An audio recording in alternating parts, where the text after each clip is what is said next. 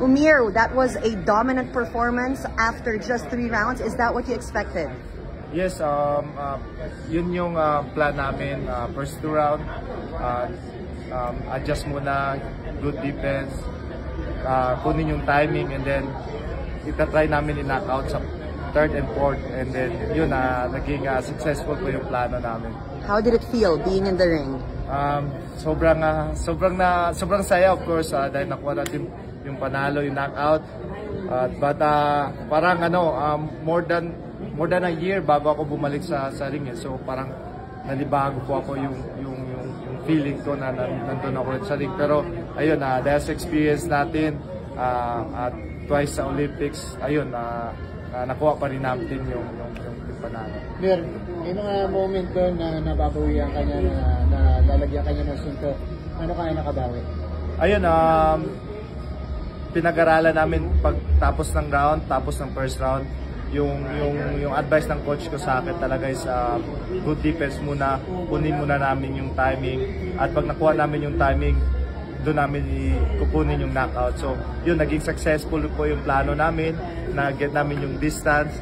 So ayun, nakuha natin yung... Nakaramdam yan, undefeated ka pa rin. Yes, masaya po, at looking forward po na matuloy-tuloy po yung panalo natin hanggang sa makuha natin yung world title. Nakaramdam ka pa ng threat dun sa kalaban? Medyo... yes po, may mga couple shot din na tinamaan ako na sabi ko hindi din ako pwede magkumpiyansa dahil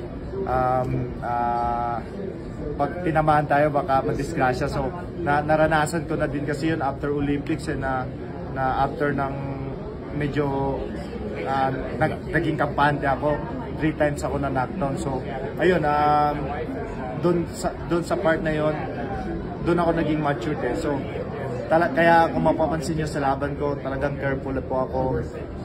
In-establish muna namin yung distance, yung defense, and then pag nagkaroon ng timing, doon namin kukunin yung knockout. So yun, yun yung naging outcome sa laban ko. Naging yun din yung pinag-ensayuhan namin ng team ko, and gusto ko pasalamatan yung team ko. Hindi ito mangyayari lahat kundi dahil sa support nila.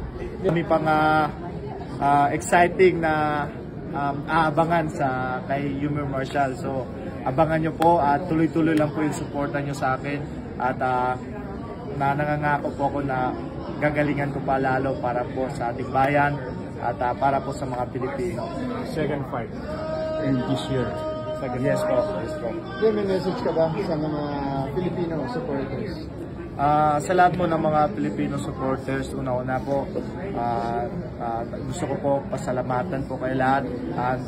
Sa lahat po ng iba-ibang panig po ng lugar dito sa atin. So lalo na dito sa Las Vegas, mga galing pa sa Pilipinas na pumunta dito sa Las Vegas, maraming salamat sa inyong suporta. Sa mga Pilipino sa iba-ibang lugar, alam ko napapanood niyo po yung mga laban namin. So maraming salamat po sa inyong lahat.